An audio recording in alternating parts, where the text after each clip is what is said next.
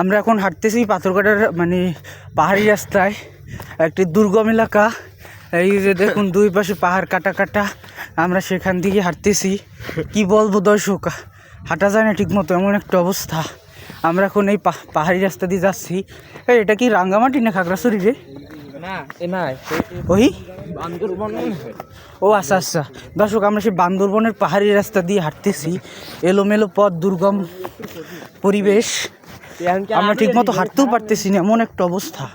দর্শক আমরা সেই পাহাড়ি রাস্তা দিয়ে যাচ্ছি, দেখেন আন্ধারে ভালো মতো দেখাও যাচ্ছে না।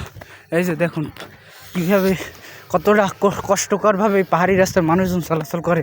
আমরা সেই দুর্গম বান্দরবনের রাস্তা দিয়ে হাঁটতেছি, উঁচু ঠালা এবড়ো থেবড়ো রাস্তা। তো দর্শক ঘুরতে ঘুরতে আমরা চলেই আসলাম, কোথায় নিয়ে আসছি আমরা? বান্দরবনে। আমরা এখন বান্দরবনে, কোনো মানুষজন নাই, ঠান্ডা ঠান্ডা পরিবেশ, চারপাশ নিস্তব্ধ।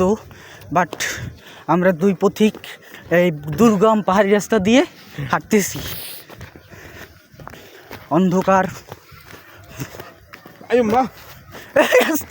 এই দেখুন আমার সাথে সঙ্গী আবার পাহাড়ের সে বাঁকে পড়ে গেছে, তাকে আবারও কোনো রকম সে কষ্ট করে উঠছে।